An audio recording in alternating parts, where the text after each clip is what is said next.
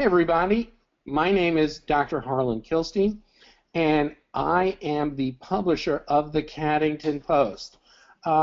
Just to make sure that you guys can hear us, this is our first webinar, so we'd like to welcome you. First of all, I want to let you know, because this is our first webinar, there's nothing for sale on this webinar. Nobody's going to try and sell you anything, okay? So you can put your credit cards away. This is all about you and your cats and learning some really good stuff from an expert. And stick with us, because there's some really cool stuff coming, including the opportunity for one lucky person to win a case of cat food. So stick with us, pay attention to what our presenter says, and be ready when we give you the signal to type in the answer. All right, so this is all about your cats and their nutrition needs. So we have a really special guest. I'm going to introduce her in a moment. Just to let you know, we're sponsored today by Halo, Purely for Pets, because they've created holistic pet products of great stuff. Now, Halo believes nutrition is the single most important factor in the quality of your baby's life. Now, when you choose Halo, they are very much on donations. They feed it forward. They donate over 1.5 million meals to shelter pets annually, with partnership with Free Kibble. You may know that Ellen Degeneres, who's a longtime Halo customer, became part owner in 2008 because of what Halo did for her fur kid. And now in 2010, Halo donated 1 million meals to shelter pets for the U.S. Postal Service Adopt a Shelter Pet Stamp Program. Halo now sponsors the PBS series Shelter Me, the Olate Dogs Rescue Tour. You know what, Brooke, could you post the Olate video to Catington tomorrow so everybody can see how cute those videos are? Loveanimals.org and many more animal rescues. You can get Halo Natural Food at Petco, Sprouts, PetSmart, Canada, and other fine pet specialty and natural food stores. We get ours at Whole Foods.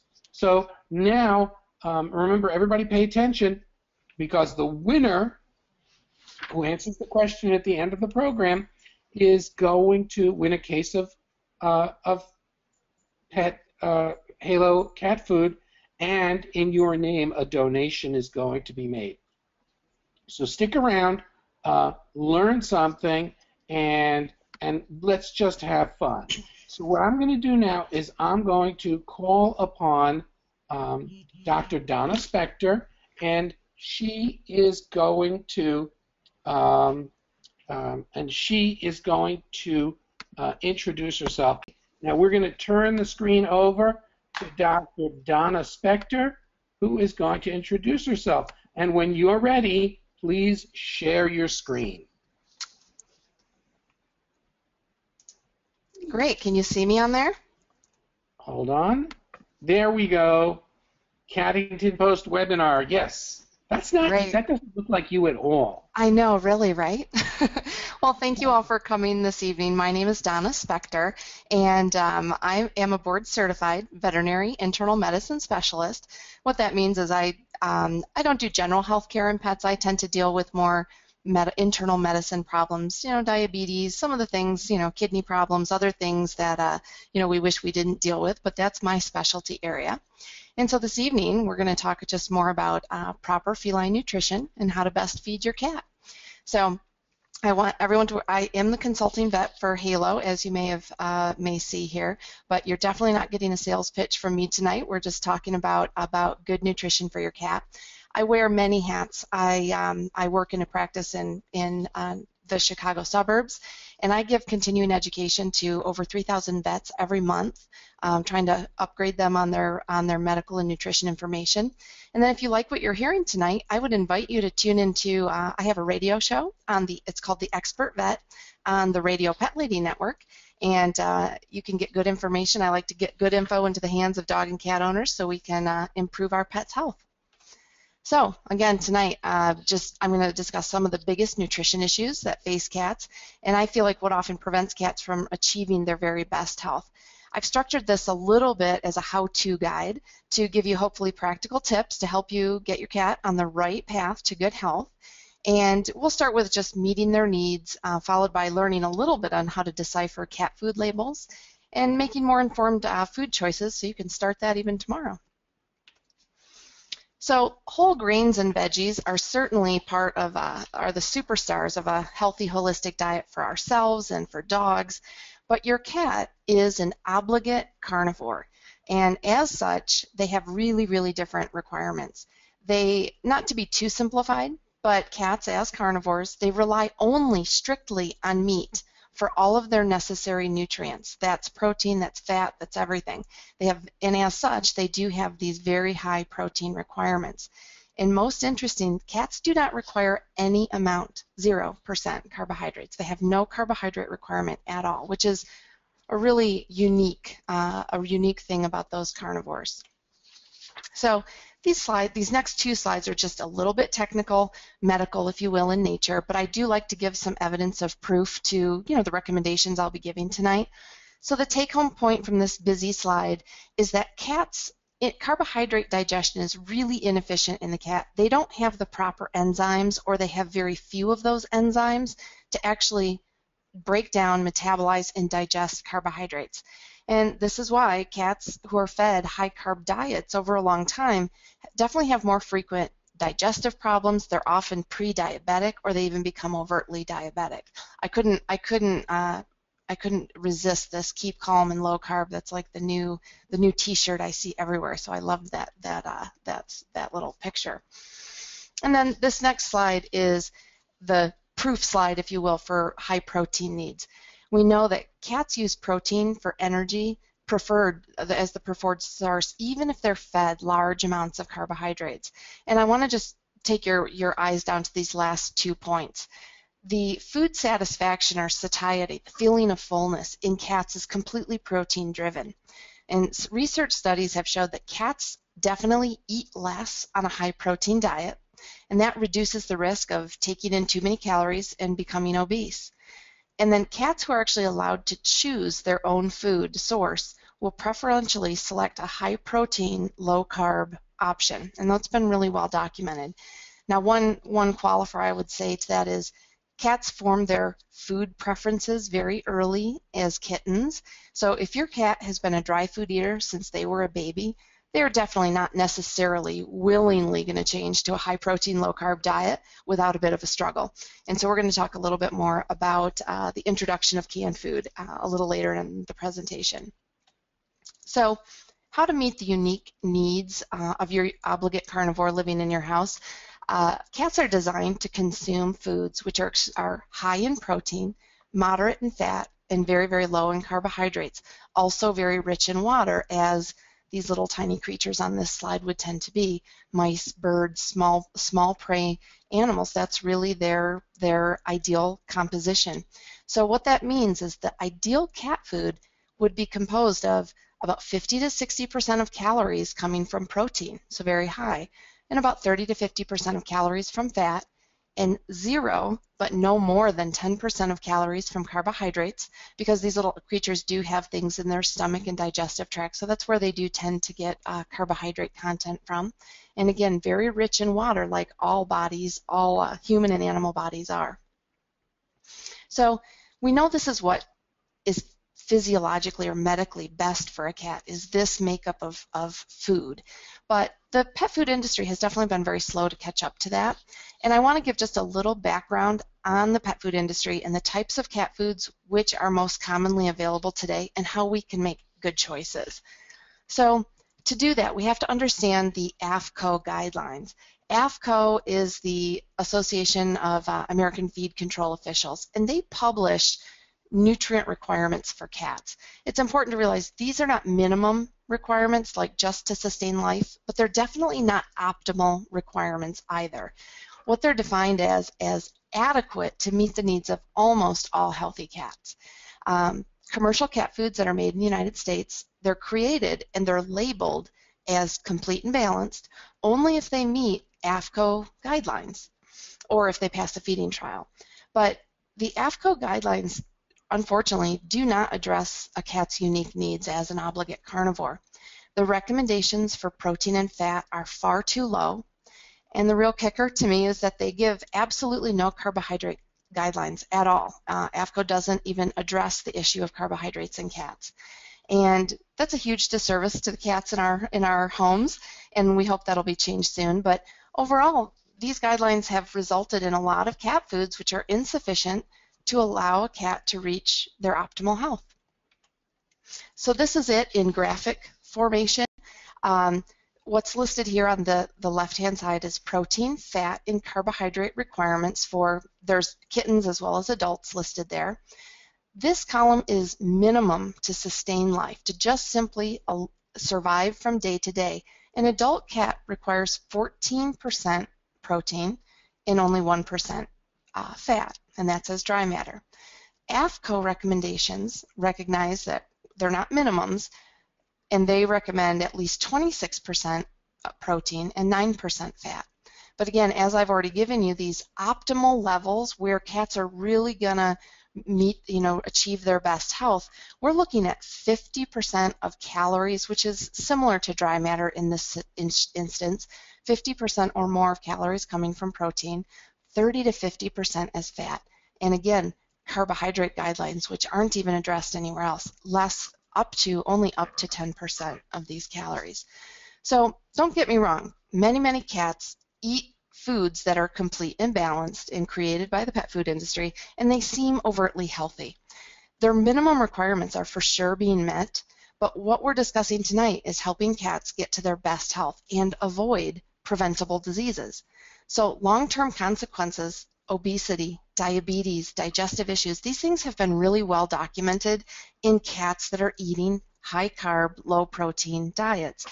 And an analogy I like to give is that people can sustain themselves on processed lunch meats, boxed meals, heck, even Doritos and Snickers, but again, that's not ideal nutrition. You can live like that, you can even, function quite well, but again, when we're talking about ideal health, that's not where we are. So working within the current industry we have in the available foods, how can you best meet the needs of your cat and achieve better or best health? The first thing to understand is that the optimal nutrient needs of cats are never ever going to be found in a dry food. Most commercial dry cat foods are too low in overall protein. Many of them hit into the 30% range, sometimes up to 40%. Many of them have plant-based protein as opposed to meat-based protein. Many of them have both, but they're much too high in carbohydrates. Again, we're looking at no more than 10% of calories, and many times we're 30+% in many of these foods. And dry foods are simply too dry. I call cats the desert camel. They don't consume enough water on a good day, but dry food can serve as further dehydration. Your average cat, 10-pound cat in your home needs about 10 ounces of water a day, and for sure that's not ever happening. So canned food becomes an important source of water, and I've also included some pictures there to help you be creative to think about increasing water drinking in your cats, because that's another way to achieve better health. The dripping faucet is always fun for a lot of cats. The big bowl that allows their whiskers to not touch the sides, many of them really love that. So again, on the meeting needs here, we've already talked about preventable diseases have been documented in cats that are eating strictly high-carb dry foods. So why is dry food recommended so often? Well, the first and foremost I have to say is purely cat owner convenience. We've taken cats from the barn where they used to hunt to the backyard, and now they're in our homes and our bedrooms. We've removed them from a nutrition-rich outdoor environment where they were doing some hunting, and we've stuck them inside with a convenient, sort of owner-friendly, dry, almost like junk food. Owners don't generally like the mess or the smell of canned food. Canned food is more expensive, and dry is just generally easier for them to deal with. There is definitely the myth also that gets perpetuated year after year that somehow dry food is better for dental health, which is definitely not the case. So although it's more convenient, it doesn't mean it's best or even, in my mind, even okay. There's also a problem with a poor veterinary understanding of proper feline nutrition. So a lot of recommendations coming from veterinarians are not going to meet those ideal needs. So the take-home messages here are dry food is definitely higher carb and lower protein, and canned food tends to be lower in carb and higher in protein. Again, just better suited to achieve your cat's best health. So if you do nothing more tonight than switch off this webinar and go and change out your current dry food to the same brand canned version, you're most likely making a really positive change with just that simple switch. So it doesn't have to be really complicated. You can start simple. So I'd like most of your cat food selections to live right here with these blue arrows, the high quality canned, the high quality grain-free, or just canned. And we'd rather even use a lower quality canned food than dry foods, just given what we know about cat nutrition. So the optimal nutrient needs of cats, and don't get me wrong here, not all canned food is created equally. Some are high carbs. So that we know optimal nutrient needs of cats are found only in some commercial canned foods. A common misconception is that grain-free is low carb, and that's definitely not always the case. There are other things that contribute carbohydrates. Canned foods that have chunks and gravy tend to have a lot more carbohydrates. So again, if you're sticking with a straightforward meat-based pate, you're probably getting a fairly good lower carbohydrate food. But again, to better understand how to select the best cat food as you're standing in the store, I just want to give you a few tips on understanding cat food labels and what you can figure out from them, because they are confusing and frankly often misleading. So cat foods provide an as-fed guaranteed analysis on every can. It's this little label right here. The protein and fat are always going to be listed as minimum values. So what that means is that the food can have more fat and more protein than what's listed, but they'll never have less. They're not supposed to have less than that value. On the flip side, fiber and moisture or water in a food is listed as a maximum, meaning the food can have less than that value, but they're never going to have more than that. And then again, labels are never going to be exact. They won't be exact because of those minimum maximum labeling allowances. And then carbohydrates are never listed on a cat food label. And I think you've heard me say it enough that we're looking for high protein, we're looking for moderate fat, and we're looking for low carb. So the fact that carbs aren't even on that label is a real disservice. It is impossible to determine the real actual nutrient content because these are just this food's general guidelines. So to get real levels, you're going to have to visit a pet food's website, phone call to the company. I answer phone calls like this from Halo consumers all the time. I am constantly returning emails, people looking for nutrient levels, things that we can help them and assist them, and any good company will do that for you. But labels can give some good general information. So I'm going to give you some simple calculations as you stand in the aisle that you can look at. So these slides look a little bit technical, but I just wanted to give you a grasp of, they are pretty simple and you can get a lot more information out of your label. So you just grab out your smartphone to the calculator and get a look here. So this is on the actual canned cat food, this is the label of guaranteed analysis. So for example, this particular food on the label says it's got protein of 12%, fat, and you can just go down the list and look. This as-fed guaranteed analysis is telling us the grams of protein in 100 grams of food. So 12% is 12 grams of protein in 100 grams of food. Same with fat. 6.5% is 6.5 grams per 100 grams of food. So what you do here is you want to estimate the carbohydrates in this food. We add all these up, protein plus fat plus fiber plus moisture plus ash. This comes up to 99.45%, or in other words, 99.45 grams out of 100 grams of food are all these other elements. So the percent of carbohydrates is only 0.55%. Very low. This is a very low carbohydrate food. So if you do nothing more than that, just tally up the label and then subtract it from 100, at least you have an idea of where your carbs are coming in. And you'll do these calculations and you'll be finding 10%, 15%, 25% carbs. I mean, you can easily steer away from certain foods that way. But if you want to take it that step further and really estimate the percent of calories coming from carbohydrates and protein, just keep in mind, and this is true in human nutrition, it's true in animal nutrition, protein and carbs have about 3.5 calories per gram, whereas fat is much more fat, and it is 8.5 calories per gram. So what we know, this food has 12 grams of protein. We multiply that by the calories in protein to come up with 42 calories. Fat, we know from this label, has 6.5 grams. Multiply that by the 8.5 calories, so 55 calories come from fat. And then we already did our calculation, 0.55% of this is carbohydrates. Again, we know they contribute 3.5 calories, so boom, only 2 calories from carbs. If you do some simple math, this total food, there's 99 calories in 100 grams, and then you can easily get your percents. There's 42 calories of protein out of the whole calorie amount is 99. So 42% calories from protein, 56% from fat, and 2% from carbs. So in all honesty, this is a pretty darn good cat food. You know, it's got a little more fat than maybe would be ideal, but not bad. This is, you know, this is looking like a pretty good option for a cat. So just to give you a comparison of what you might find out if you call the company, this was what we had off that label. These were all those numbers.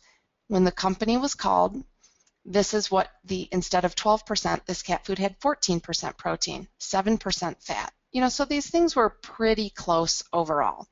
The real versus the estimated carbohydrate percentage was very close, and the percent of calories coming from each of these things are really close. So again, just the simple sort of calculation of carbohydrates and protein percentages, you know, it can give you a jumping off point, some practical information of looking at a label and saying, I know I'm doing a higher protein, lower carb food. This is inherently better for my cat. So that's looking at the label directly. But all the nutrients found in a food are actually found in what's called dry matter. The dry matter is when you boil all the water off a food, it's what's left over, all the nutrients that are left over when the water is removed. And dry matter becomes important. Any veterinarian that ever talks about any percent of a food, they're going to talk about dry matter. Same with a nutritionist. Anybody, it's how we compare apples to apples and oranges to oranges. Because if you have a canned food with a different water content, you can't actually compare those foods like we just did. Or if you're trying to compare a dry food and a canned food, it's impossible to do that with the label that's given on the bag. So the dry matter, the dry matter is calculated. You have 100% of your food. You subtract the amount of moisture, which is found on the label, and that gives you the percent of dry matter in the food. And then whatever nutrient you're looking at, if you're looking at the protein or you're looking at the fat, you simply divide that by the percent dry matter in a food, and that gives us this nutrient value on a dry matter basis. And that may sound very confusing, so I made it kind of in a graph format. So these two foods, food 1 and food 2, look very, very similar. When you're in the pet food store, you say, wow, this food has 12% protein, this has 11. This is 6.5 fat, this is 7. You know, these foods, when you look down here, these look very, very similar. If you do that simple calculation that we just did, 100 minus all these, there's that 0.55% carbs that we came up with on this side. This food looks like it's got just a little bit more carbs, but it doesn't look too bad. But again, this is what happens. This 4% moisture here means this is an apple and this is an orange, and you can't compare them. So in order to compare foods, canned foods of a different moisture content, you have to look at dry matter. So in this first food, there's 100 minus 78 is 22% dry matter, and in the second food, it's 26%. So when you look at all these calculations now on a dry matter basis, all of a sudden this food has almost 55% protein, and we're looking at 42% protein. So they're pretty different. And even more notable is this lower carb, what looked like a fairly low carb value. When you put that into dry matter, there's a huge carb difference between these foods. So again, to compare foods of different moisture content, you've got to kind of put it in this dry matter context. And it's even more important when we get to dry foods. If you looked at this dry food versus this canned food and said, okay, which food has more protein, dry foods always appear to have more protein. So I can't tell you how many times I say to my clients, you need to feed cat food, canned cat food, it has more protein. They bring me back this label that says, check out this protein on this dry food, it's super high. Well, again, because of the moisture difference, only 10% moisture versus 78% moisture, we have to move into dry matter. So when we do that, this dry food that had 33% protein as fed is 37%, and we compare that to the almost 55% in this canned food. And then the real kicker down here is the carb difference. This canned food is coming in at 2.6% carbs versus 27. So it is a little technical, but I think it's just important. All this can be obtained off a label, and you can go back and print out these few pages and take them into the stores with you if you want and have a look at things. But it's really it makes a big difference in how you're going to choose to feed your cat. So another common thing that I have my clients often present me with is, your vet may say, I want your dog or cat to eat a low-fat food, and I want it to have 10 to 15% fat. Well, whether your vet says it or not, they're talking about dry matter, and so that's our universal language. So if you're out in the store and you're finding a cat food label, keep in mind it's not dry matter that's on there, it's as fed. You're going to say, well, this fat level at 6.5% looks darn good. It falls within the requirement of 10 to 15%, but you have to do that dry matter calculation. So remember, this food has 22% moisture, so you divide 6.5 by 22. That's it. It's pretty simple. And come to find out, that fat is almost 30%. And then when you call the company to determine the real nutrient content, the fat actually comes in at 31.5%. So what started out looking like a 6.5% food on the label is really 31.5% fat, so 3 times what your vet wanted. So again, this, especially if you have a cat with special needs, you're going to have to call the pet food company to get real nutrient information. So I've already kind of just said this, your best resource is call the company. Most pet food companies now, they've got someone to answer your questions. They should hopefully be happy to help you get how many calories are coming from protein, fat, carbohydrates, or dry matter percentages, and then you can get your veterinarian involved and say, hey, can you help me with these calculations, or just to confirm that you're getting as close to the ideal nutrition as possible. I've included this website. It's called catinfo.org. This is a really amazing resource that Dr. Lisa Pearson, she's a veterinarian, has compiled a list of canned commercial cat foods. And it was current as of 2012. She's updating it currently right now. But she's essentially taken every single food that's available and split it out into dry matters, or the percent calories. Also, if you have a cat with kidney problems, phosphorus levels, the calories in the can. I mean, this is an amazing resource. I often print out pages to give to my clients of cats with diabetes, those who don't want to use prescription foods. I'm not a big prescription food user. This is an invaluable resource for managing those, for healthy cats, but also managing cats with certain problems. So hopefully our host will post that active URL maybe on the website or something, because it is a great resource. So the kind of on the how to select the best food, we've obviously nailed home the canned food only. Grain-free is going to tend to have lower carbohydrates. The non-gravy pate styles are usually going to be a better option. High protein, low carbs, obviously.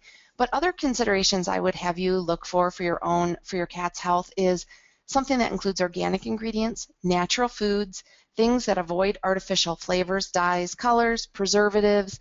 I've listed some of the terms: propylene glycol, corn syrup, some of the preservatives, sodium nitrites, nitrates, anything that looks like a dye. Ideally avoiding those things. They can be associated with adverse reactions. I would encourage you to look for labels with real meat on them. I personally try to avoid things with meat meals or byproduct meals. Not saying that there can't be good protein in those things, but muscle meats, I feel, is more physiologic, less the bottom of the barrel, if you will. And recognizable ingredients on the cat food label. When if you're feeding a pate-style cat food, nothing's going to be recognizable because it's ground down to a pulp. But looking at the label, there shouldn't be a lot of chemical-sounding names. You want to really strive for something that sounds wholesome and natural. I think I always want to just throw out there are alternate food choices for cats. One being home-cooked foods, and I'm a huge proponent of home cooking, or doing what I call the hybrid menu, which is a combination of home-cooked and commercial foods. But it's really important for cats, if you're going to do that, that the diet be balanced and it be made properly. And the only way to really do that is to work with a board-certified veterinary nutritionist. They have software, they have databases of food elements that, they can really guide you in the right direction, because cats can run into deficiencies if they're fed improper home-cooked foods. So this website, I've got a website listed up there called balanceit.com. I know the nutritionist that created that site, and it really has a lot of excellent resources for people who are interested in adding some home-cooked. They have this amazing compound. It's called the Carnivore Blend. It's essentially for the pet owner who wants to feed real meat at home, but you can add their Carnivore Blend right to, it's a blend of vitamins, minerals, nutrients, other things that meat isn't going to supply, like the fortification of vitamins and minerals. And so that's a really fun, treat to give your cat a few times a week. So they just have some really neat things on that website, and I'm not at all affiliated with it. I just think it's a really amazing place.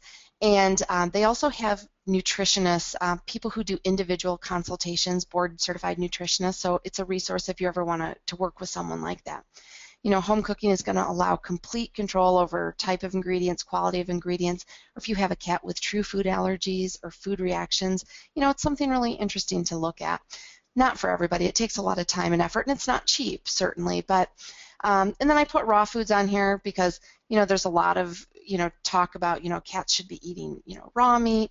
And you have to understand my perspective is as the medical professional.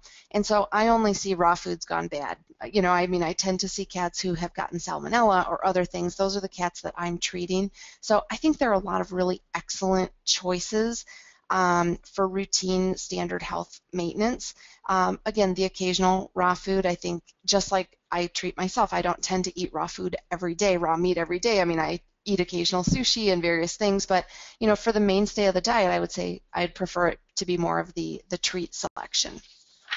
So, I think hopefully I've given you the idea of what I'd like you to feed, the types of foods to feed, but feeding the right way becomes a huge problem, because the biggest problem cats face is overnutrition, or what we call the fat cat syndrome. And it's not surprising because yeah. If I could just interrupt for a second, yeah, and let everybody know that if you have questions, you can type them in now, and we will come back to your questions at the end. So there will be time for you to ask Dr. Spector questions. Go ahead and type them in now, and we'll try and get to as many as we have time for. Okay, perfect. Back to you, Doc. No problem. So, the fat cat problem that we're having is not surprising. It's, it's mirroring the human obesity epidemic, and year after year, more and more Americans are overweight or obese, and our cats are following the same, the same pattern. There are, 95 million cats in the United States, and close to 58% of them are overweight or obese, and close to 27% are actually obese. And obese is defined as 20% or more over the ideal weight. And most owners of overweight cats, they don't realize it. I hate to say it, but we think those fat cats are kind of cute. They're, we love when the wooba, the sagging stomach, or the wooba kind of sways from side to side when they run down the hall. But it's not ideal. We know that 88% of cat owners who are surveyed thought that their obese cat was within the normal range. So we recognize there's a real problem out there. Some guidelines for you to determine if you have a cat who's overweight. You actually can't feel the ribs or spine easily under the fat. You should be able to rub your hands over their sides and feel the boop, boop, boop of the ribs. And from the side, they should be tucked up. And they shouldn't look like an Ottoman stool, kind of like this cat over here. They shouldn't look like that broad, flat back. So this is it in a visual pictorial. We want most cats to sit here between body condition 4 and 5, ideally. But I will say, I work with clients every day, and it is difficult for owners to comprehend feline obesity. As a vet, I'll often say, wow, your cat needs to lose a couple of pounds or a few pounds, and my goodness, who of us doesn't need to lose a couple of pounds? That doesn't sound like anything. But I wanted to give you some statistics. So 2 pounds on a 10-pound cat, that's like a 145-pound woman weighing 174 pounds. So the percentage-wise, it's really significant. The same thing, the 3-pound, the cat weighing 13 pounds that should weigh 10 pounds. It's like 50 extra pounds on a 180-pound man. So these are real sizable sizable portions, even though your vet is just saying, oh, it's just a couple of pounds. It sounds so minimal, but it is so significant. A place where I think pet owners often underestimate is the calories of treats. A few treats can definitely add up to a full day of calories for a cat. Some of the little crunchy treats that cats get, I mean, cats are sometimes eating 50, 60 calories a day. I had a person who was swearing that they were not feeding their cat anything except what they were supposed to be getting, except every time they would open up the refrigerator, they would just sneak it a little piece of cheese. And we figured throughout the day it was getting close to a 1 ounce cube, which is about 120 calories. That was 80% what that cat needed for the entire day. So, I think we have to we really have to grasp how we're feeding our cats. And I think we're all aware, I mean, you're here because you love your cats and care about their health. And being overweight or obese can be life-threatening. It is indeed the leading cause of presentable disease in cats. Things like arthritis, diabetes, forms of cancer are higher in overweight cats. And the most concerning is there are compelling studies that show shorter lifespans in cats who are obese. Cats, when they're fed an ideal diet, are less obese, they have more lean muscle mass, and they live significantly long than their heavier counterparts. So how do we feed our cats the right amount? And again, it's a little bit technical, but I just want to give you some good information. The amount of calories that a cat needs every day is what we call their resting energy requirement. It's pretty much to just get up and walk around the house and have the body run like an engine. And the way you figure that out is you take the body weight in kilograms, which is simply the weight in pounds divided by 2.2, and you multiply it by 30 and add 70. A little complicated, but not bad. And then that's just what they need for basic needs. And then you can adjust it to meet your cat's needs. Most cats in this country, I will tell you, are obese prone or here in this neutered adult category. So in other words, most cats are eating exactly RER or just a tiny amount above it at 1.2 times their RER.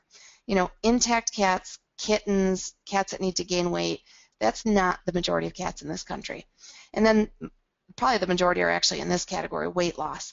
And this is a really important thing to note here that it says at ideal weight. So if you have a cat that weighs 14 pounds, it ideally probably should weigh closer to 10 or 11 pounds. You need to figure out the RER at their ideal weight, not at their current weight, or you will indeed still be overfeeding. So as an example, the average house cat should weigh 10 pounds. I mean, we say 8 to 11 is the typical range. And, some cats are smaller, they're 7-pounders. And the more occasional Maine Coon, Norwegian Forest cat's going to be 12, 13 pounds. But really, if you're looking at your basic cat, they should be weighing in the 8 to 11 pound range. So we say 10 pounds is average. That is actually, divided by 2.2, is 4.5 kilograms. So the resting energy requirement of your basic house cat is 4.5 times 30 plus 70, which is about 205 calories per day. So what we know is that most cats need only between 150 and 200 calories each day total. And that's really hard for us as human beings to wrap our brain around because we're eating 1,500 calories, 2,000 calories a day. I mean, this is just a tiny fraction. Unfortunately, it is really easy to get into an overfeeding and obesity problem with dry food because it is really, really calorie dense, meaning it's very fattening. Dry food, on average, this is a summary of many, many hundreds of cat foods. On average, cat food is about 550 calories a cup, just a level 1 cup measuring cup. So on average, you're looking at about 62.5 calories an ounce.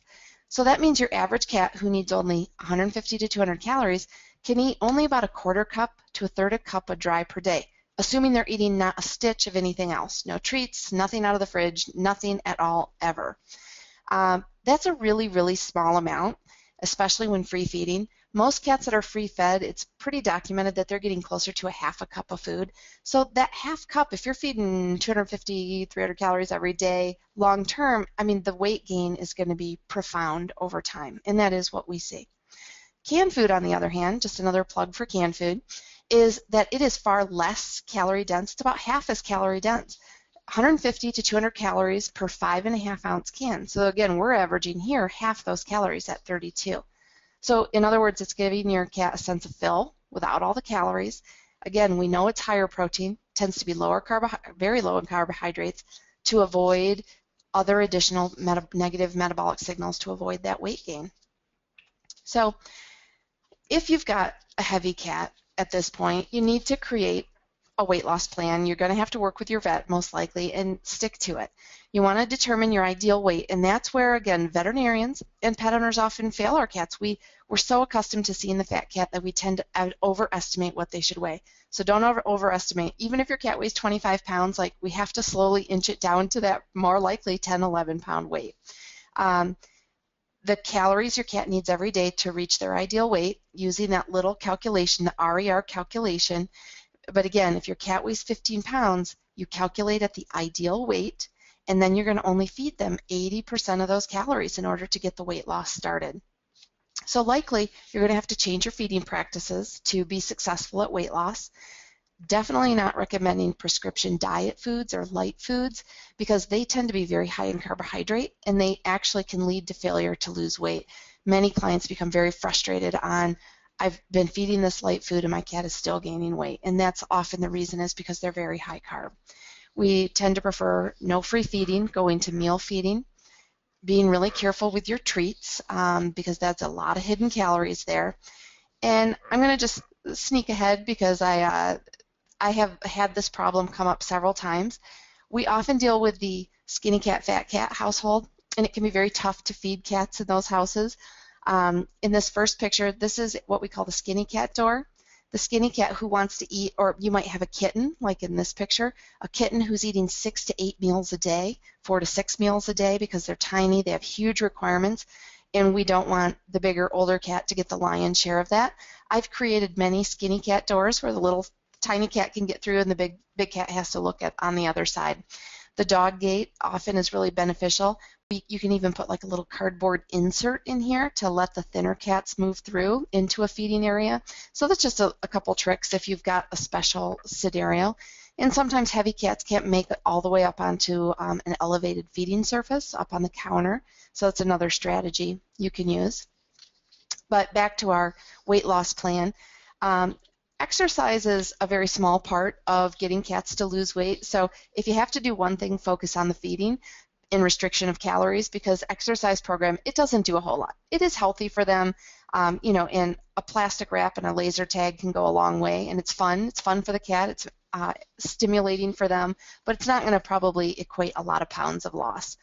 And then I always recommend that you try to monitor progress with a scale or to schedule weight checks with your vet. Because we want the slow, steady weight loss of about 1 to 2% of weight loss each week. And if your cat is not losing that kind of weight each week, we need to make readjustments. So I want to just put another little, another great website is Pet Obesity Prevention. Again, no affiliation. I just use the information a lot. It is an association for pet obesity prevention. It's not associated with any veterinary industry or food product. It's just really fabulous information. I think Dr. Ernie Ward has given a Doggington Post webinar before, and so I'd invite you all to listen to that as well. He does have some amazing information. So just a really great place to go and be supported and to tell your vet about, because they've got great veterinary resources as well. So I hope you're more than convinced that canned food is the way to go for our obligate carnivores, but I understand and have dealt with this many times that the cat may have other ideas when it comes to canned cat food. So dealing with the practicalities of canned food, there are a lot of reasons that owners feed, and they often free feed dry food, not the least of which is the negative behaviors that we get if cats don't have a full food bowl at any given time. I loved these pictures because I think if anyone who owns a cat has been privy to this behavior. My food bowl is empty, you are not going to sleep, I'm going to keep you up all night, meow, meow, meow, getting you out of bed. But there are other things. I have clients who work very long hours, they take vacations, they have pet sitters, they live in a very hot climate that's just not conducive to canned food. So one tip I would give would be the process of freezing meals. If you work long hours and hate the thought of leaving canned food out, one thing you can do is you open up a brand new can of cat food, you serve a nice room temperature meal in the morning, and then you take out one of your little frozen cubes of cat food and you leave it out in the morning. And by late afternoon, early evening, it will have been thawed. It thaws throughout the day, and your cat can have another fresh, nice meal for evening time. And so clients that I have that work 12, 15 more hours a day, you can still do, canned food feeding. Same thing if you have a pet sitter coming to your house, usually once daily visits by the pet sitter. Again, have them feed one fresh canned food right out of the can, and then pull out a frozen meal and do the same thing. And as we go through here, I think the most important thing is to make the change to canned food, not how fast you get there. So if you have an easy to transition cat to canned food, this is the one who's dreaming real meat, no more dry food. It's usually the cat that's been getting some canned food every day or several times a week. It's pretty easy. You gradually just decrease the amount of dry in the bowl and increase the canned over about a 2-week period. Most cats transition very easily if they've been accustomed, because cats have very strong food preferences. But get the dry food out of the house because cats can smell it. This actually was a video and it's not playing, but this cat would sit there and scratch and bang to get that door open because that's where the dry cat food was. So they can definitely smell it. However, most of the cats who have been on dry food most of their lives up to this point, we call them dry food addicts. We commonly refer to dry cat food as kibble, kibble crack, and they become addicts to this dry food. So you're definitely going to need hunger to work with you, and you have to be patient but persistent. The first thing a lot of times I have my clients do when you've got this cat on a dry food is switch to a lower carb dry food. There are only a couple of these, and I've listed some names there, but one thing you have to realize, those foods there's only a couple in each of those companies, and they're the only ones I know of, but they are low in carbs, but they're really high in fat. So these foods have close to 600 calories a cup. So your cat cannot eat but just a tiny, usually a quarter cup or up to a third of this food, without running into trouble. But at least it's a lower carb option right off the bat. So you're making a better choice there, probably than the dry you had been feeding. And then if you've been a free feeder throughout the entire day, you just stop free feeding dry food. You go to meal times twice a day. So what you tend to do is you offer the dry food meal, you leave it down for 30 minutes, and then you remove it. Your cat's going to learn pretty quick. If they want to eat, they come to the food bowl because it's only down there for a few minutes. They wise up to the program really quickly.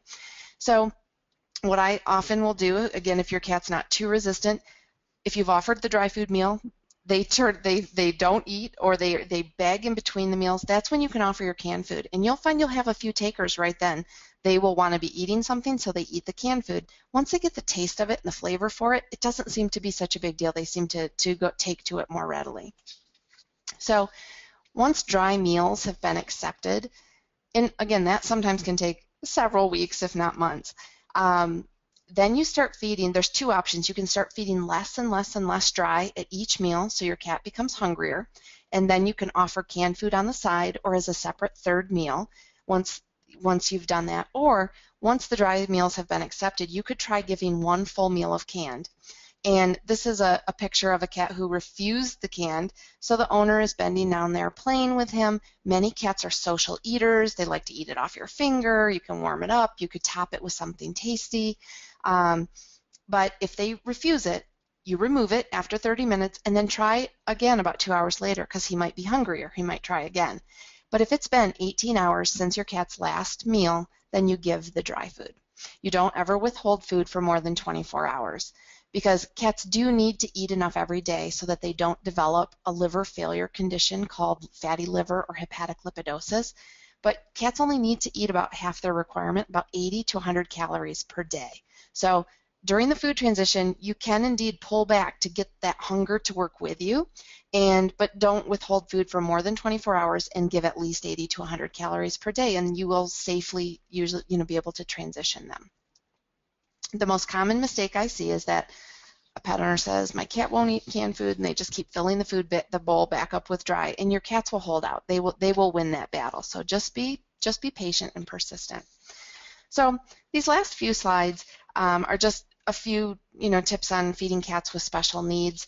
Let's assume your cat is now eating canned food. They're loving it. It took you 6 months to get there, but you're there. So then you go in and see your vet on the next visit, and they say, oh, your cat has X medical condition, and that requires a prescription diet, weight loss, dental, senior, low protein, you name it, they might throw it out there. And, does that mean your cat's doomed? They can't eat canned food? And my answer would be absolutely not. Canned food is not only ideal for healthy cats, it's even better suited to cats who are ill. And, common scenarios I hear in practice are, oh, my vet said dry food for dental health, it needs a senior diet, a lower protein diet to address kidney issues, diabetic diet. Well, certainly if you have a diabetic, you actually need to be even more careful about carbs, no dry food. Prescription diets for diabetics often have more carbs than some of the commercial foods. So, there's a lot of options. And my take-home message is it's totally okay to question your vet. Ask them about canned food options. Ask them about low-carb options. Ask them to consult potentially a nutritionist or a specialist who's well-versed in nutrition. I sit on the phone every day, 4 hours a day, working through a lab who I give free consultations to veterinarians about nutrition, about things. Those services are usually free to veterinarians. They just have to make the call. So, there's a lot of support out there, even if they don't have the answer, that they might be able we can get them some information. So, one specific thing I want to touch on is the aging cat, and I love this picture. This picture to me shows cats in all stages. You've got the probably much younger cat who is thin and in good shape, the getting to be heavier cat in middle age, and then here the thinner geriatric cat. And this aging process, kittens and adult cats can eat the same food. I should say kittens, adults, and seniors can all eat the same food. Young kittens, however, often need far more food than an adult. By 10 months to a year, their needs are similar. And then actually calorie needs decrease between 4 and 9 years of age. You have to cut back calories here or your cats are going to gain weight. And that's why most of our middle-aged cats are a little more rotund. But then as a cat reaches their geriatric years, more in the 10 to 12-year range, if you don't increase their calories again, they are going to start losing weight, and they lose muscle mass. It's this process called sarcopenia. It's similar to, we've all seen the older human being who looks really frail and fragile because they lose muscle mass as they get older. And the reason for that is aging cats actually have higher and higher and higher protein requirements than younger cats. They absorb protein less efficiently. They, and they metabolize protein less efficiently. So even though many vets recommend a lower calorie, lower protein diet in seniors, that often results in really unnecessary weight and muscle loss. And again, question the philosophy, because it's, we've learned a lot in the last 5 years about this process, and those kind of senior diets are not nearly as recommended. So other things, and again, I couldn't get into too many medical things because each situation is so different, but my overriding message is work with a vet who's well-versed in nutrition or get a consultation with someone who is. The aging cat who needs higher levels of high-quality protein and increased calories. Chronic kidney disease, usually if they do need some lower protein, but not necessarily really, really low and restricted. Lower phosphorus, but not sometimes the nature of what's in a prescription diet. These cats also benefit from increased water, vitamins, fatty acids. There's a lot of other beneficial things that we can supplement with that don't need to be prescription foods. Cystitis and urinary problems. Again, canned food, we say that dilution of canned food is the solution to the pollution. So, increasing water take is important. Ash, which we used to think caused crystals and all these terrible things, is not important. And oddly enough, the environment and stress in which a cat lives is really important for urinary problems. Diabetes we've touched on, constipation, IBD. There's a lot of things that we can tweak and actually avoid the need for prescription foods.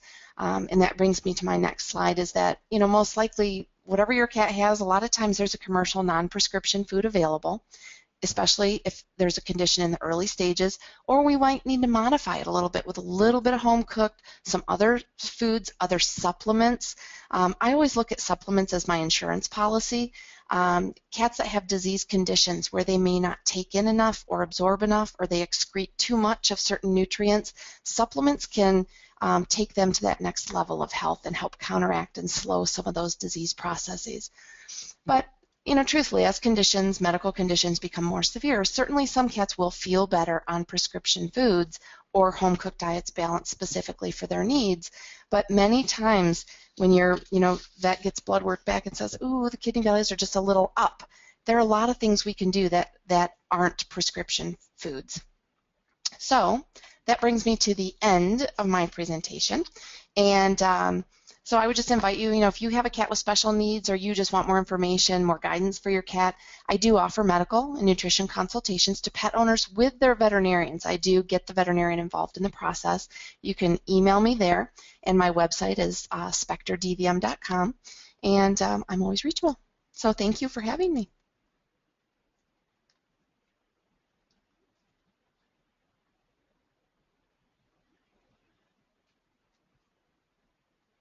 I just unmuted myself. Gosh, Doc, you speak fast. A lot of information. I know, it's so short. I could do this for hours. So first of all, number one, can we get a round of meows in the question box for Dr. Spector for that amazing presentation? Can we get, come on, Julia, we got one. There we go. The meows are coming in. Okay. All right. We got lots of meows. That was just an amazing thing. And we got lots of questions. So, okay. Dr. Spector, can you take questions? Oh, yeah, right. Yeah, absolutely. Okay, so here we go. What do you recommend feeding a 3-month-old kitten? Mm-hmm. What's the normal weight range? I'm sorry, that is in the normal weight range? What should their normal weight range be for a 3-month-old kitten? The weight range is really, really variable. They all grow at different paces. But what I can say is, in the 3-month-old range, usually again, all canned food is what I would recommend, because it's tough to meet their tremendous nutritional needs with dry, and in that 3-month range, usually we're feeding about 4 to 6 meals a day. And from a calorie perspective, just because I'm thinking probably about 3. Probably that cat getting a full, can and a half, sometimes 2 cans of food a day. Okay. But split into about 4 to 6 meals. But the weight range is tough. I mean, they can be so variable at that time. Okay, fantastic. Cindy asked a question that you covered. I have a 4-year-old cat who has lost 2 pounds, and all she eats is dry food. She doesn't like wet food. How can I make her eat wet food? And you covered that, basically. Mm-hmm. Battle of wills. Right. And just making sure, that we hit at least 80 to 100 calories, never more than 24 hours without food, but patience and persistence. They will, I will be honest, in the hundreds of cats, what I call dry food addicts, I've never been able to not transition one cat. Okay. So it can happen. Linda says, what are the best choices for a cat with urine crystals? Canned food, period. There's a really great some really great research that was done that looked at cats over a period of a year. And when cats have urinary crystals and straining and blood in the urine, cystitis sort of signs, the recurrence rate was 40% less on cats who ate dry food versus cats who ate canned food. It didn't matter what else was in there. If there was high mineral content, low mineral content, the only protective thing was water. Dry food, which is about 7 to 10% moisture, versus the canned foods, which were 75 to 80%. And there was a 40% reduction in signs by just going to canned food. It's really remarkable. Okay, Lisa says, do you have any specifics on how to feed a cat who gets struvite crystals? Same thing. And, kind of going back to that slide where we talked about cat with bladder issues, is, struvite, it's kind of an old concept. Ash in a diet, that's like the magnesium, phosphorus, all those vitamin minerals. Those are the building blocks of struvite. Struvite is made out of magnesium and phosphorus. And so it used to be, if you were feeding diets that had high magnesium, high phosphorus, there was more concern about struvite. And that's always talked about, the high ash diets. Well, it's not the content of the diet that, struvite crystals in and of themselves don't damage the urine bladder lining. And again, the most important thing in any crystal former is diluting out what we call the pollution, diluting out the crystals. It goes back to that 40% decreased recurrence of signs in any crystal forming cat is just canned food. I mean, I know it sounds so simple and stupid, but that is really the answer. Okay. Because cats on dry food have really concentrated, toxic, nasty, sludgy urine, and when they start eating canned food, and then increasing water content beyond that, so dripping water faucets, big water bowls, having a fish bowl with no fish in it that, you know, the cats get in and can play and drink out of, so increasing their water intake. Julia says, why do cats eat grass? Cats have a lot of weird texture preferences, you know, eating grass, plastics. I don't know if you've had your cats ever like get into your hair bands or plastic bags or things that, you know, they get in their mouth, and there's just this weird texture sort of preference that they have, and grass eaters tend, you know, that's what they like. They like grass and leaves, and, you know, some people say, oh, it's because they're not eating prey, and prey would have had a digestive tract full of, you know, grass, you know, pellets, those sorts of things in their gut. You know, I don't know if we believe that or not, but it's you know, it's a theory. But mostly it stimulates their texture preferences. It's just something. It's kind of like a woman who twirls her hair, or, you know, chews on the ends of her hair, or chews her nails. I mean, there's something. You know, it's kind of behaviorally driven. Okay. Fantastic. Next, Julia wants to know, if I feed half a can in the morning, does it need to be refrigerated, or can it stay covered at room temperature? No, it should be refrigerated. Any can of cat food, it can stay in the refrigerator up to 3 days, but no longer than that.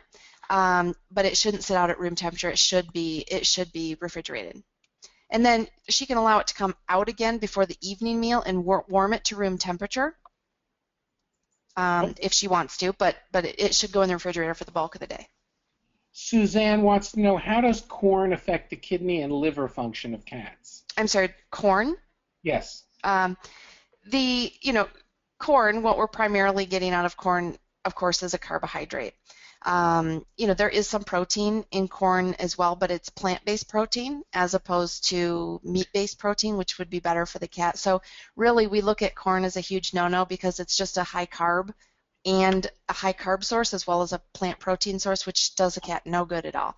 It doesn't actually damage, per se, the kidneys and liver, but again, it's not meeting their needs properly, and it's giving them far too many carbohydrates. So if anything, it's more likely to cause gas, bloating, digestive upset, because cats just don't have the enzymes for that, but not direct liver-kidney disease, if you will.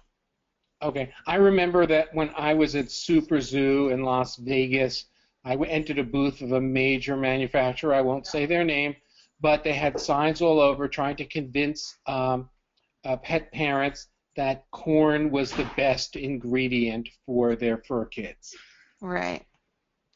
Linda says, our cat vomits a lot, not hairballs. Vet says, healthy. What do you think?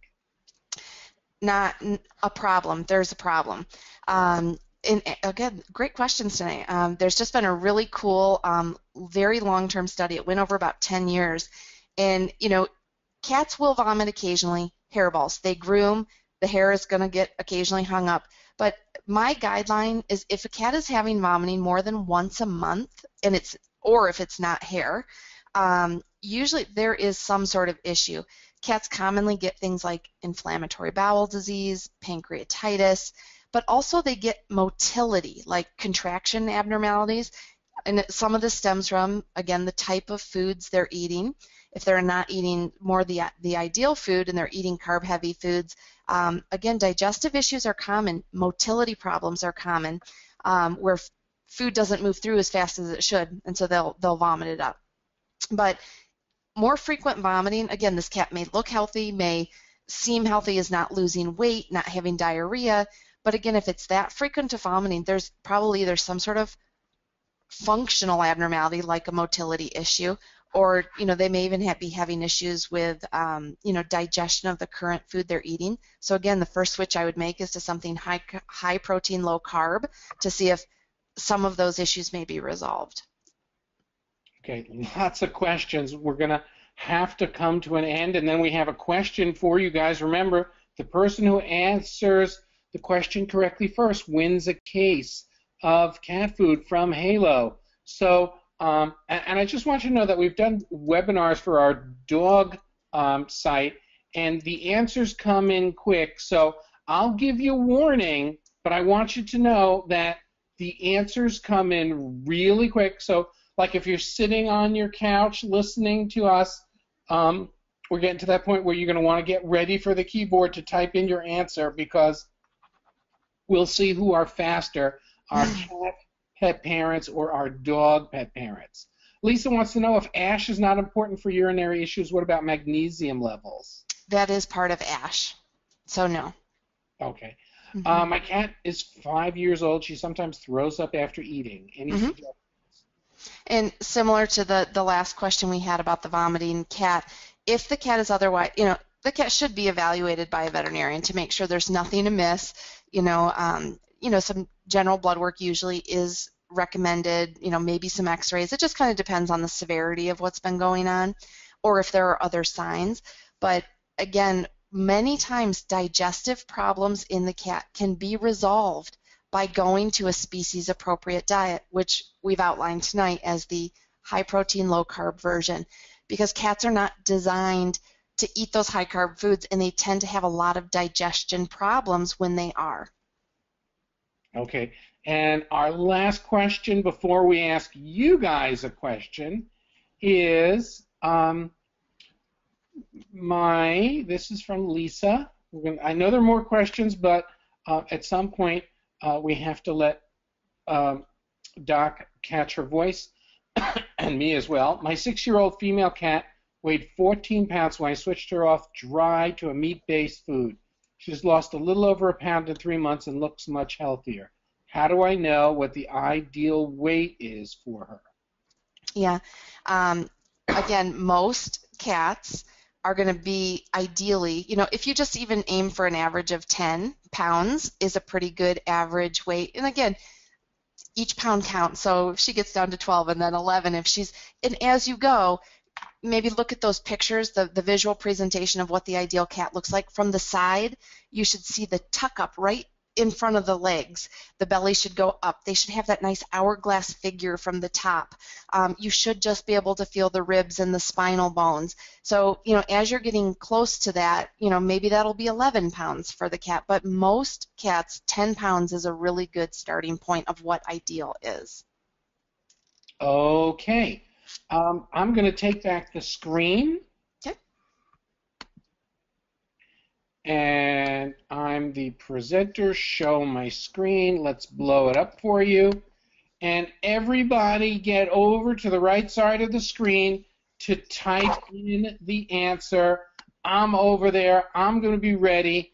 And you have to wait for the question to come out before you type in the answer. Here we go.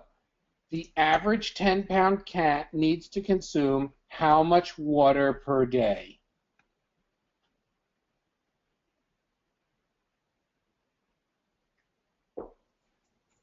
And the answer, we got an answer, and that is Lisa, who said 10 ounces.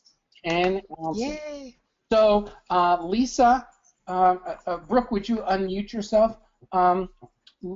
Lisa, you have won the case of Halo Spot Pate, and Halo will also donate a case of cans to the cat rescue of your choice. For all of you who want to switch over, there's just an incredible deal that Halo has set up for our friends at halopets.com/Catington. You'll see some really special deals, much cheaper than you could get anywhere. And you can follow our friends on Halo at facebook.com/HaloPets, and you can help them help free some cats from the cage and rescue some cats by liking Halo on Facebook.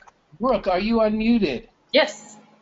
Okay. How does Lisa claim her prize? What would you like her to do? I already sent her a message and told her where to contact me. Did you get it? You know, you are just, I have to get up early in the morning to even though it's late at night, to beat you. You are so efficient. This is scary. But that's why you guys do such a great job on the Catington Post and the Doggington Post. And by the way, if you are a dog lover or you love all four-legged friends, come over and like us at the DoggingtonPost.com, where we've got really strange sense of humor about our other four-legged friends. Dr. Spector, this was incredible. So many people asked about a replay. We will be getting the recording to you. For those of you who have friends who are pet parents and you think that this was really worthwhile, it would be our greatest honor if you would share this recording with them when it's available. If you believe that there was some useful information here, then by all means, it would be our honor if you would share them. Dr. Spector, absolutely amazing. All the meows came pouring in, just showing you that tonight you hit a real home run. Well, thank you so much. Thank you, Dr. Spector. Thank you to Halo. Thank you to the staff of the Catington Post. And we wish you all a full water bowl, a full food dish, and a cat to curl up next to you. Everybody have a really good night. Thanks so much for joining us. Bye.